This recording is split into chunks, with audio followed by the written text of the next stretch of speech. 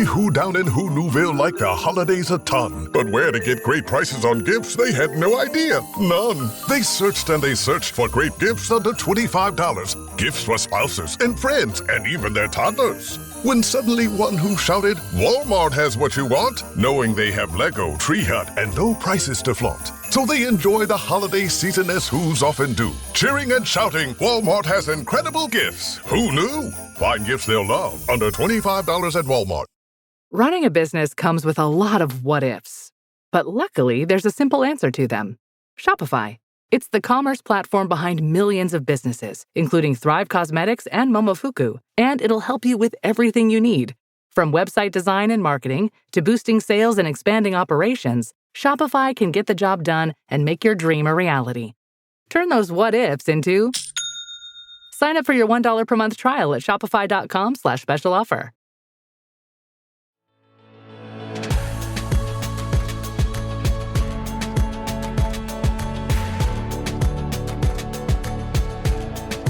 I am Nicole Khalil, and you're listening to the This Is Woman's Work podcast.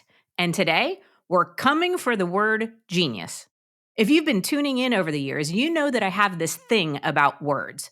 I feel what might be an unreasonably high level of protectiveness over the ones that actually mean something. Because when we dilute them, when we throw them around like participation trophies, they lose their power. And genius might be one of the biggest casualties. We slap it on tech moguls, tortured artists, startup bros who've managed to disrupt something nobody asked or needed to be disrupted, and suddenly genius means what? Professional success? Eccentricity? A PR team with absolutely no shame? So I have questions. What does it really mean to be a genius? Is it about IQ, creative breakthroughs, obsession-level focus? Is it about changing the world?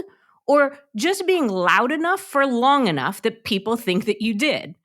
And who gets labeled a genius and why? Because when we start to unpack it, we realize that genius may not mean what it used to, and it may never have been just about intelligence or invention. It's about who a culture chooses to elevate and who it doesn't, which means we're not just talking about brains. We're talking about bias, gender, values, and power. Which leads me to another question. Does being a genius give you a pass on everything else? Should we excuse someone being an asshole in the name of brilliance? I mean, just because somebody's a genius in one area, are we supposed to believe that they've got everything else figured out? So let's unpack the assumptions, the history, and the marketing machine behind the myth of being a genius. Our guest today is Helen Lewis, staff writer at The Atlantic, author of The Genius Myth, A Curious History of a Dangerous Idea and Difficult Women, and host of the BBC's Helen Lewis Has Left the Chat and The New Gurus. Helen, I am fascinated by this topic, and I have to celebrate your book's subtitle, A Curious History of a Dangerous Idea. It's so freaking good. So let's start with this. What does genius even mean, and how has the definition evolved over time? Well, so the Greeks and Romans had, I think, a much healthier idea about what genius was, which was they saw it as a kind of spirit that visited you, furor poeticus or furor divinus, the kind of divine fury. And this was the idea that essentially like a poetic muse, a god spoke through you. And I think that's quite a healthy way of looking at it, that you might not be particularly special, but you're able to accomplish something special. But it mutated over time. You start it in the Renaissance, with the idea of kind of artists and people writing biographies of artists and saying that, Michelangelo was this special guy and he spent years on his back painting the Sistine Chapel. And, what people are doing there is create a kind of mythology. This is not to take anything away from Michelangelo's achievement, although I shocked a friend of mine by saying that I found the Sistine Chapel actually a bit much. Not for me. I love that. Much. It is overwhelming. And he's like, it's one of the greatest artworks in the world. And I was like, true, also a bit much. But this idea that we wanted people who had accomplished special things to have these equally kind of compelling life stories behind them. And then that goes through to the Romantics. So you're thinking of Keats and Shelley and these kind of poets. And then suddenly we get this idea of the genius as kind of tortured, of maybe, mentally ill in some way, of bisexual, or encompassing both male and female energy within them. All of these kind of ideas that you get around that time. And then it moves through to the 19th century, and we get ideas about IQ come around at the turn of the 20th century. And then now I would say, as you said very well in your introduction, it is the kind of startup bro and the tech innovator is our kind of, we're not so nice about poets anymore, but we do expend an awful lot of column inches on the latest guy in Silicon Valley who has just made $1 billion selling his startup. Okay, so that leads to the follow-up question, which is what's dangerous about how and who we define as a genius across history and today? Like what is the dangerous element of that? Well, I think because it doesn't perfectly correlate with actual achievement. So I have this example in the book that always makes me smile, which is Tim Berners-Lee, who invented the web, the protocol that the internet runs on. Just a very normal person. His kids are called, I think, Alice and Ben. Undoubtedly an incredible achievement, but does he get called a genius with the same frequency as somebody like Elon Musk, who talks about dying on Mars, who has upwards of 12 children, who knows how many it may be at this point, but lives in this very big, dramatic way, says, I work all the time. Everybody who works for my company's got to be extremely hardcore. I'm different. I'm special. And so I think that's the bit that I wanted to interrogate is what are the criteria that get you called a genius? And do they actually line up with objective achievement? And my contention is that they don't. And I think you particularly see this with women, because women, I think, are much less likely to be called brilliant as a word and also genius. And, some people can argue that there have been fewer women through history. So, we're kind of working on that template. But I also think it's about the fact that this is a set of stories about people, about special people. And maybe we're unwilling to put women on that pedestal in quite the same way. Yeah, I mean, I was trying to think of women in history that we've given the label genius, and there are very few that came to mind. And I also wonder if any of them were called genius while they were living. Well, my signature example, Marie Curie, Yeah, that's brilliant who I thought of. scientist. Yep. Unbelievably brilliant scientist. She didn't even get a professorship in Paris, her adopted home, until her husband died, and essentially she inherited it. One of her daughters won Nobel Prizes in two different disciplines. This is an incredible family, but she's not lionized in that way that I think you see, someone like Einstein being lionized or Picasso. These are people of around the same time, because I think, there is not any attempt to make her life bigger than it was and representative of something bigger in the culture. Whereas Einstein becomes, about this. Well, you see it in Oppenheimer, right, where he has by that point become the wise old sage that, you kind of go and consult. You saw it, the same thing happened to Stephen Hawking, who was, because he was, physics, he was presumed to kind of have these deep insights into the nature of the cosmos. And I don't think we quite do that with brilliant female scientists. We don't also assume that they're going to solve the mysteries of existence for us, no matter how good they are at something else. Yeah, so a couple thoughts popped into my head in no particular order. First is, should we believe somebody who's a self-proclaimed genius? Like, isn't this something that we should be wary about if somebody defines themselves as that? I don't know. Something about it just Extremely feels... wary. No, I can Okay. answer that for you. I personally would run a mile at that point. If anyone says, by the way, I need you to all to know that I'm a genius, because it's what you said earlier is right. It's PR, isn't it? Really, it should be a label that's conferred by other people and that you should resist. It's interesting to see really great artists. I'm just thinking about Kazuo Ishiguro, who won the Nobel Prize for Literature. And he talked at the time about how this was often actually ruinous to a writing career, because you went on this sort of worldwide publicity tour for several years afterwards and didn't really have a chance to sit down and do your craft, which was sitting down and writing a book. And so that in lots of creative endeavors and scientific endeavors, the two things, the kind of being a public figure and doing really good work, are often really mismatched. And the book has got several quite sad stories of scientists who were brilliant in their early years, but then the kind of mythology ate them alive. They started to kind of believe their own hype. And actually, the quality of their work really declined. They became a kind of bloviator on all kinds of subjects, and they didn't do the one thing that they did better than anybody else. I think you should try and resist the label if people force it on you. Not that I have to say it's come up for me. I don't know, maybe it's come up for you, but No. So far I've dodged those allegations quite successfully. Yeah. I also think I would potentially buckle under the pressure of a label like that. Like, I would get so caught up in wanting something to be genius level all the time that I think it would limit my creativity and again, nobody's called me that. So this is hypothetical, but I could see how it would be a dangerous thing. Oh, I think you're entirely right. Elizabeth Gilbert once gave a very good TED talk that said, also who I thought Eat, of. Pray, Okay. Love was my masterpiece, or it was my biggest selling book, whatever you want to call it. I have now done the most popular thing I've ever done in my career, and I know nothing will ever match that. So that I can either be horrified by that or I can be liberated by that and now pursue passion projects. And I thought that was a very healthy attitude to have. And frankly, lots more people would be a lot happier if they did think, okay, it's, the lightning has struck once. That's more than most people get. It probably won't strike twice. And I need to make my peace with that and just do what I find fulfilling and makes me happy. Yeah. It kind of brings me to your definition that you started with. And it kind of makes me think of changing the language to I have a genius versus I am a genius. Or I have a gift, right? I don't know that every one of us have a genius, though that could be argued. I think we all have unique gifts and abilities that make us special. And isn't that a little bit what we're trying to create here when we label somebody a genius? As you said, we're trying to give them a story, make them special in some way. Thoughts or reactions to any of that? Yeah, I think that's exactly right. I think it's very helpful to think about what you do better than other people and how you can use that talent to the betterment of the world and be kind of the servant of it rather than try and think that you're the master of the universe and you're a superior type of person.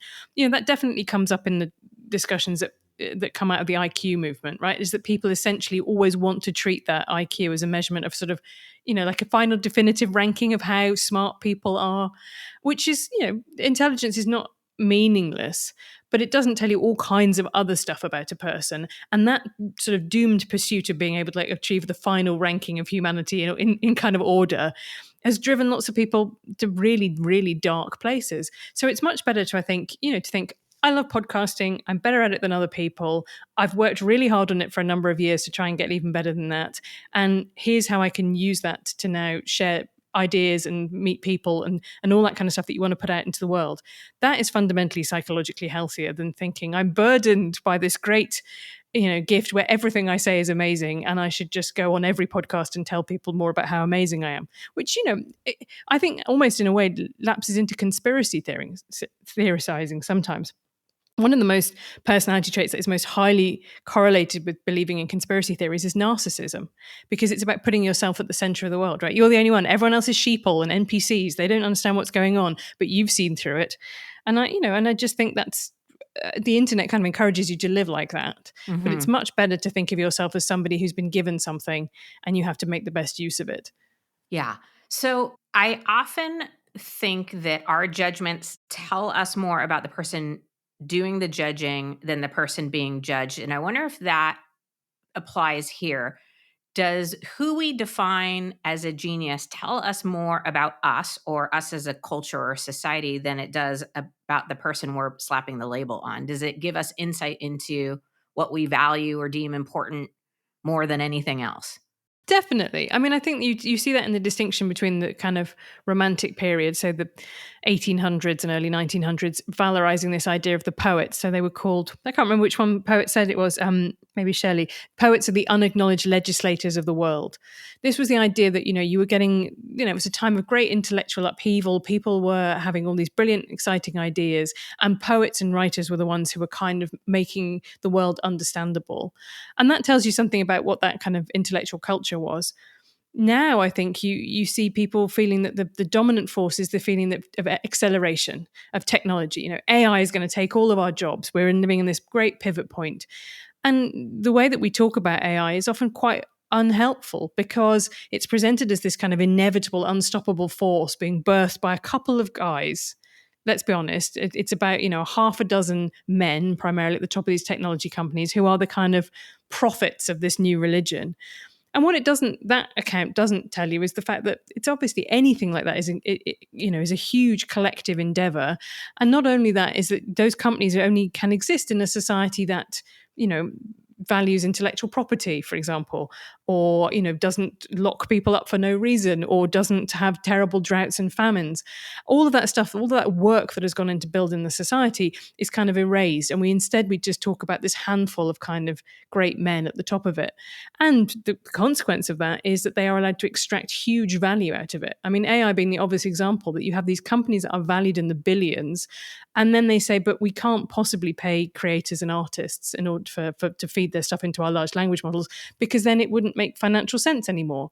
So we have to accept, like, that to me is where a place where the genius myth becomes really toxic. We have to accept that these, handful of people should take all of the spoils of this work and they own it in this particular way, when they don't. They're actually building on the work of so many, many hands.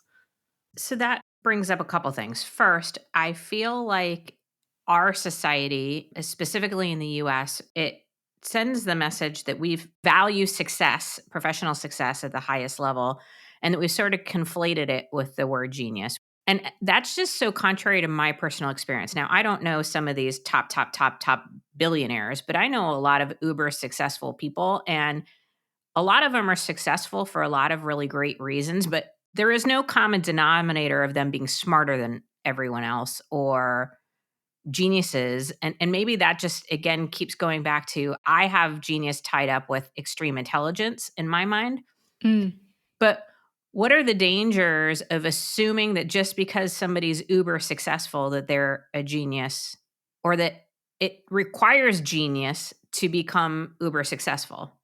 Yeah, I think it works both ways. And I think one of the most obvious is that people who've had enormous success in one domain try and do something different and assume that they have kind of transferable skills. Now, the book in the US edition starts and ends with Elon Musk, which I think is a really good example of that.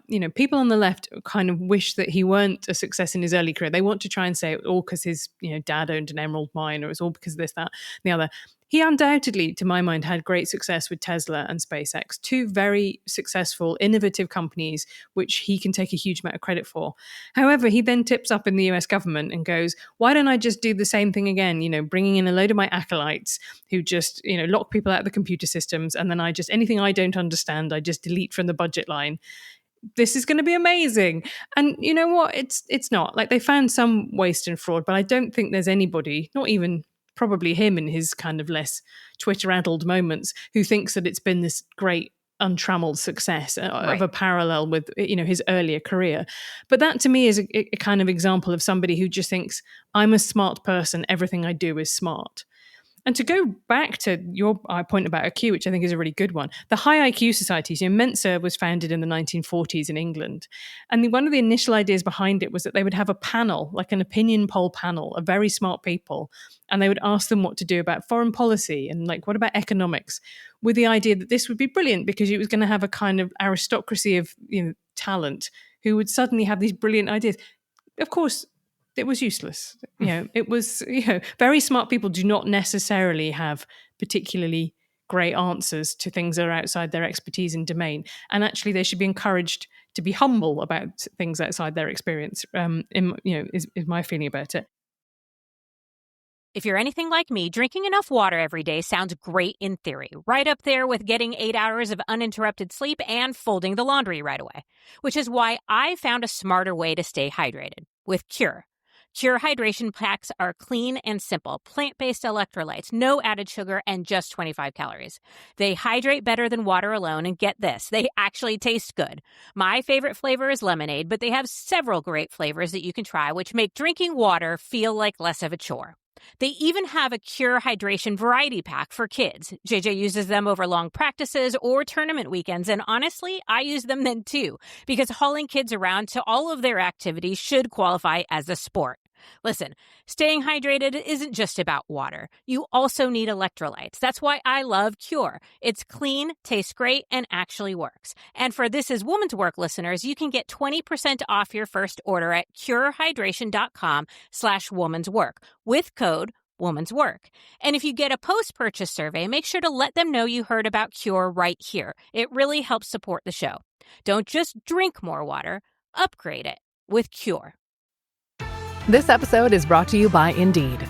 Stop waiting around for the perfect candidate.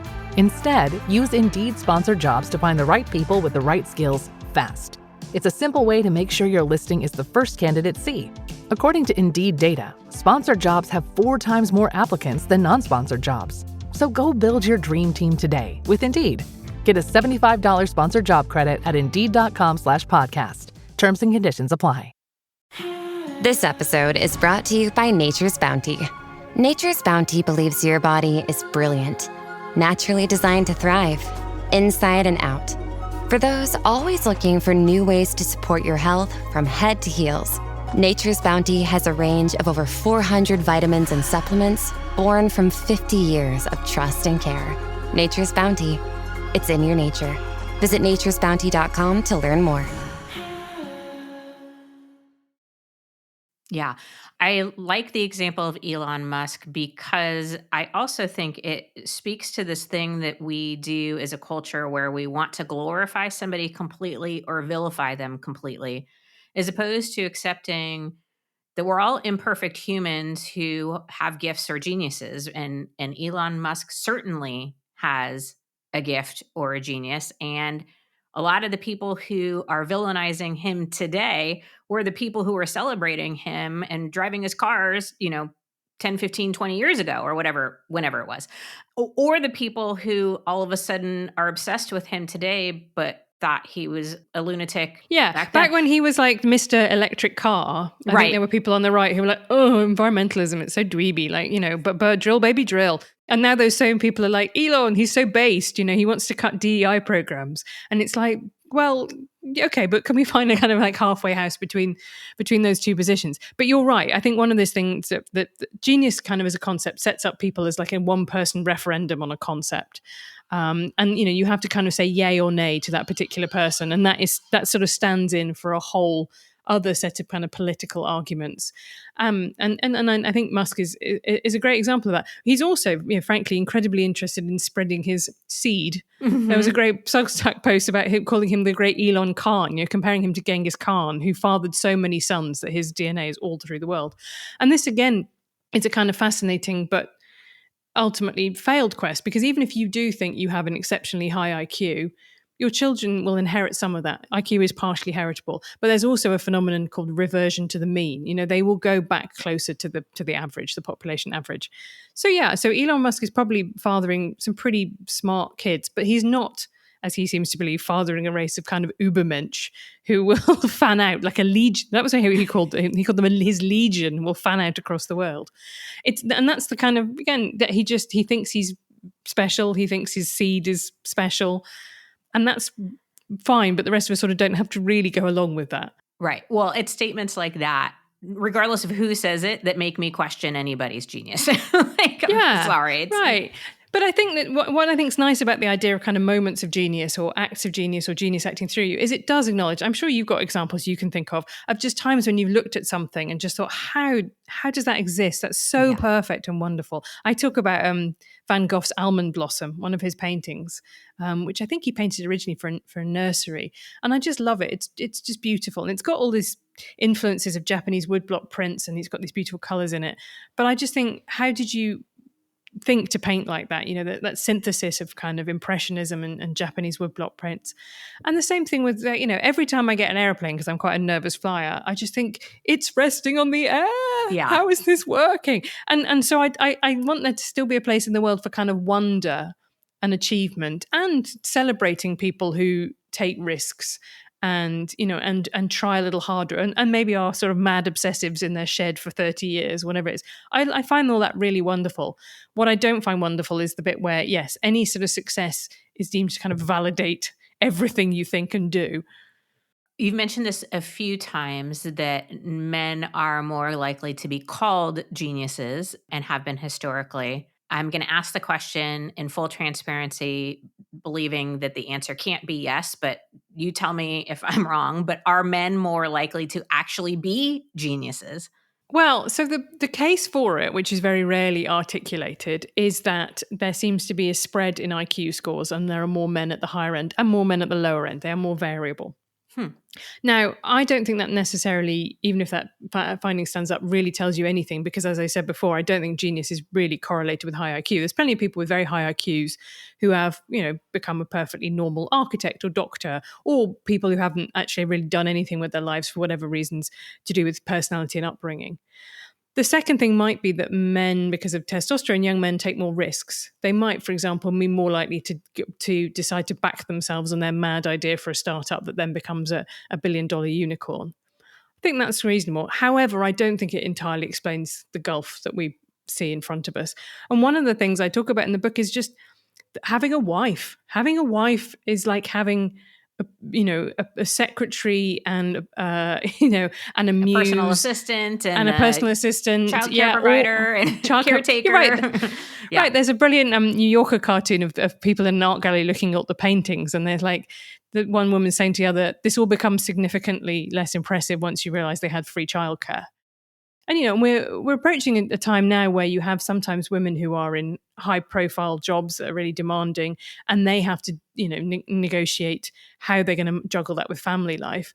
But some of the men who are most celebrated had a wife who did a load of stuff at home and also really helped them in career terms. I'm thinking about John le Carré's wife, for example, David Cornwell, the author. His wife was his editor and his first reader, and they had this kind of connection between them. And you see that quite often. The same thing was true of Dostoevsky, for example. So once women become literate in the kind of from the sort of 1700s onwards, actually lots of male authors really benefit from having some sort of exactly a housekeeper who is also your kind of your best critic, basically. Another example would be Sophia Tolstoy, wife of Leo Tolstoy. She was his copyist. She copied these manuscripts out over and over again. He borrowed from a novella that she wrote when she was a teenager for War and Peace. They just, not exactly to call them parasites, because some women really enjoyed these relationships or felt, in Sophia's case, she sort of hated it, but she felt very jealous when she felt it was ebbing away. But the fact that men were able to draw on these really deep well springs of support is clearly, if you're going to live an extraordinarily demanding life with an extraordinarily demanding career, then having someone who will tidy up after you constantly is just the most unbelievable asset. It's really notable to me. Yayoi Kusama, who's one of the Japanese artist who does the dot paintings, she checked herself into a mental hospital in the 70s, and she has a studio across the road. But which is a kind of exotic way to live. It obviously works for her. She's been doing it for decades. But it replicates the what maybe your medieval researcher would have had in a monastery or in a university. This sense that you are entirely free from domestic responsibilities and you only do the thing that is your work. And there's just very, very few women through history that have been offered that bargain. I think that is such a rational, logical way to look at it, because if being a genius in any area involves time, energy, commitment, devotion, which I think we'd all agree it does, then having a support system in place allows for that to even exist or happen. And throughout history, so few women have been afforded that same opportunity or level of support. Yeah, and I also think there's a big instinct, maybe bigger in Britain than in America, to kind of take women down a peg or two, to see them as if like ambition in women being treated as a kind of innately suspicious. And that's, I think that's part of the story too. The kind of the social rewards for being incredibly single-minded are perhaps not there in quite the same way for women. Mm-hmm.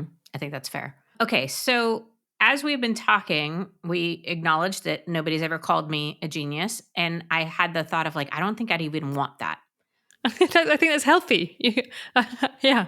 So I guess my question is, there have to be some people who want to be a genius, and there has to be a healthy expression of it, right? Is it when it tips into ego? In what cases would we want to be a genius, or should we want to be a genius? And is there a healthy expression of it? You mentioned Elizabeth Gilbert earlier. I thought that was a good example of a healthy expression. I think wanting to use your talent for other people is the one. So someone's pointed out recently that Paul McCartney of the Beatles is absolutely exceptional in that he has spent his entire life, they were saying, I can't remember who put it on Blue Sky, saying, people coming up to him saying, we played Hey Jude at my dad's funeral, thank you so much for this. That this was the kind of thing that would drive most of us mad or become like massive, unbelievably stroppy divas. But he, he sent his kids to a public school, and that's the US version of a public school, like one where you don't pay for, and he, lives a pretty normal life. He's not, as far as we know, into anything kind of particularly weird. And I think he has constantly thought about the fact that the thing he loves is the music. And he's also embraced the generation of younger artists. He went through a phase of making albums with younger artists. And that's one of the nicer aspects of the kind of being hailed as a genius, is becoming this kind of father or mother of the nation, or father and the mother of your particular domain, bringing the other people on. There's an essay which talks about people like Freud or Enrico Fermi in physics becoming kind of focusing points, having this kind of great symbol of achievement that people find really inspirational in a field can make people decide that they want to be a mathematician, they want to be whatever it might be. Those, I think, are really good uses of your power. Yeah, I just think basically if you're given this incredible power, you need to think about how to be responsible with it. What are you going to try and encourage? What are you going to give back to the world? And try not to be grandiose or kind of selfish about it, essentially. The working title for a long time for the book was The Selfish Genius, which is a pun on the Richard Dawkins' The Selfish Gene. And then it became obvious that no one understood that this was a pun. So at that point, I gave up calling it that. Well, again, I love your title, and your subtitles is genius. Okay, so that brings me to my last question. I'm going to kind of think out loud because I haven't wrapped my brain totally around how I want to ask it. But yeah, there's this, I think, because we want our geniuses to be wrapped in this beautiful story, right? Or that we want to put them up on a pedestal, that we have a tendency to dismiss or not want to hear about their inevitable imperfections. And so my question is around, how do we as a culture, as a people, begin to tolerate people's imperfections and also acknowledge their genius without excusing or tolerating bad behavior? So I think of a lot of geniuses who are like miserable people to be married to, or, who are adulterers, or who, like, we could fill in all the blanks, right? Yeah. Doesn't take away their genius, but also forces us as a society to look at how we have a tendency to sort of lift people beyond their genius and expect perfection. I don't even know if what I'm asking here, but no, I understand. I think, because the way I think about it is that something I have done in journalism is you can debunk without destroying. So one of the reasons I think that this kind of happens is that a genius is a brand. And there's a chapter I have about kind of literary executors, people who are in charge of the body of work once someone's died. And it's very much in their interests to maintain this kind of fiction that the person was, perfect and blessed and everything, because they want to keep the money machine printing. So this happened to like Robert Burns, the Scottish poet. It took like 100 years after his death for a biography to come out that revealed that he had a sexually transmitted disease. He had been very carefully kind of cleaned up by history. That happens all the time. I write in the book about walking out of MJ, the Michael Jackson musical. Now, I really love the music of Michael Jackson. It is undoubtedly incredibly brilliant. He was an incredible performer, but they had set the musical the year before the child abuse allegations came out, so that they didn't need to deal with that at all. And then there was a scene in which he lambasted the press for asking him, mean and difficult questions and being intrusive into his private life. And at that point, I'm afraid I thought, no, I'm actually on the side of the press here. Like, obviously, as a journalist, I have a kind of stake in this. But if you are going to invite kids over to your ranch for sleepovers and live with a chimp, I think it's perfectly reasonable for people to have a few questions about that. Sure. And so I was just like, I'm not going to ban Billie Jean from all radio stations in perpetuity. But it felt to me like what had happened there was that the people behind that musical had worked out a way to keep making money out of the life story of Michael Jackson whilst not addressing any of the kind of downsides or any of the people who might have been hurt by his actions. Yeah. And that was the bit that I didn't want to kind of go along with. So I think it's the resisting the tendency towards, as you say, having to kind of clean it up. But people resist it, I think, for two reasons. One is kind of nakedly commercial. One is because they probably had a more human, people around someone like that had their own experience of someone and they saw their good side and they feel it's very unfair. Or the third one is, I think, particularly in the kind of era of cancellation that we've been through, people were worried that if they admitted any fault in their idol, that was it. People were going to demand that they be consigned to the dustbin of history. And I hope we've got to a slightly better balance now. Yeah. Where we can kind of say, I'm going to debunk this. This person wasn't perfect, but that doesn't mean we need to have a big bonfire of everything that they've done. Right. So the Michael Jackson example is literally perfect for me personally, because I mean, when I say I was obsessed with Michael Jackson, it would I wore a white glove at my wedding. The song we walked Awesome. out to was a Michael Jackson song, legitimately. Super embarrassing, but true. My sister wore the red jacket. I mean, we are obsessed. And I, at the time, for a very long time, was very dismissive of, he didn't do that. And I think it was because of this internal need to clean somebody up or to think of them as just in one category, in one way.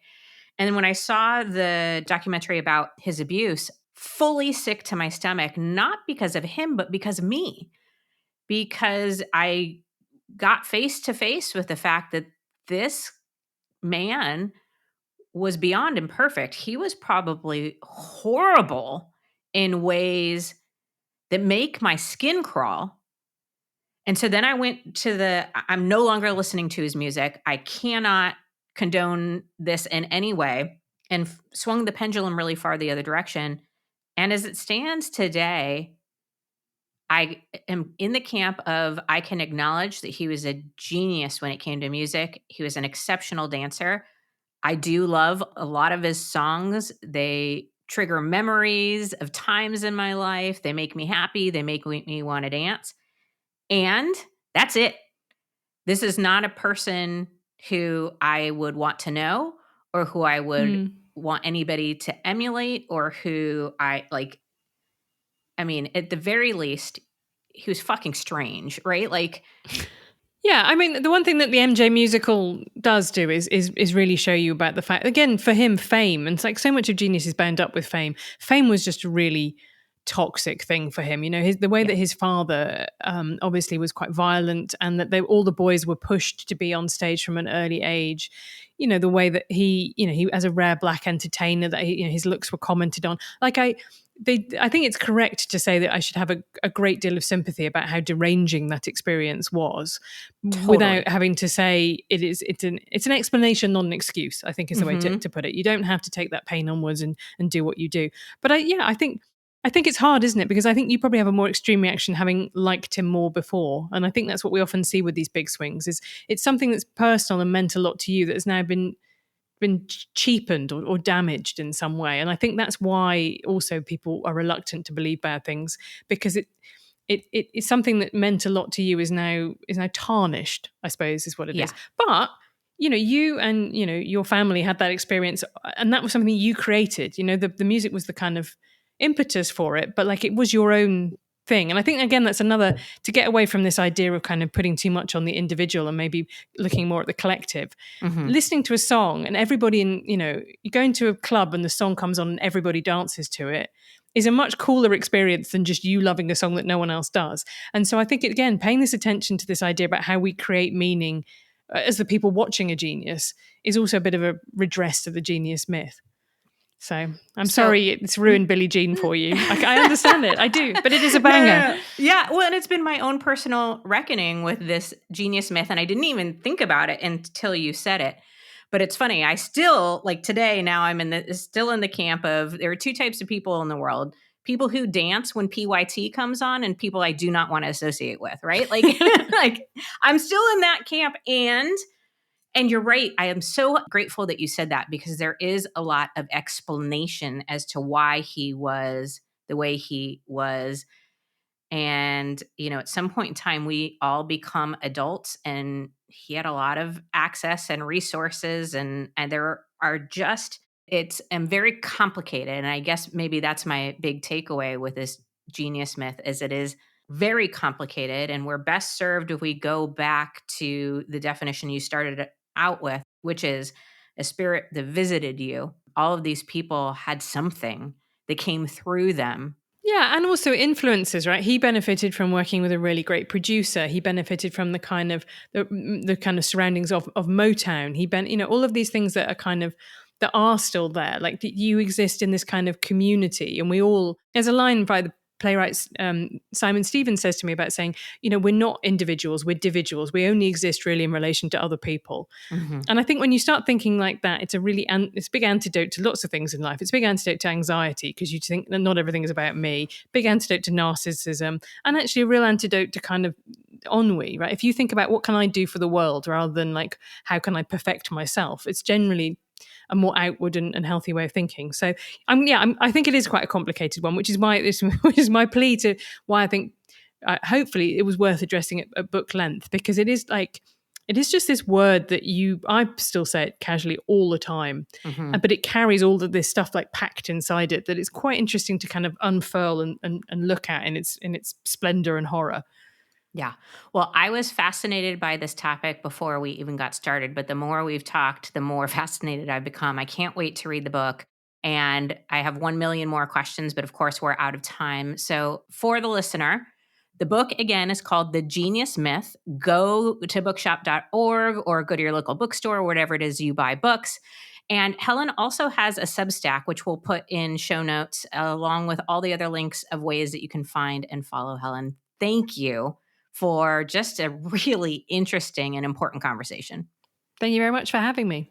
My pleasure. Okay, friend, maybe it's time we stop handing out the word genius like it's a party favor for anyone with piles of money and a TED Talk. Maybe it's time we ask harder questions about who gets labeled brilliant and who doesn't, and what we're really celebrating when we throw that word around. Because genius shouldn't be a free pass. It shouldn't excuse cruelty, abuse, or just being a dick. And it shouldn't be reserved for a very narrow, very specific slice of the population. Maybe genius looks more like collaboration than isolation. Maybe more like curiosity than certainty. Maybe it's time we stop obsessing over the genius and start recognizing the value in the collective brilliance all around us. Redefining genius and acknowledging our own, well, that is woman's work.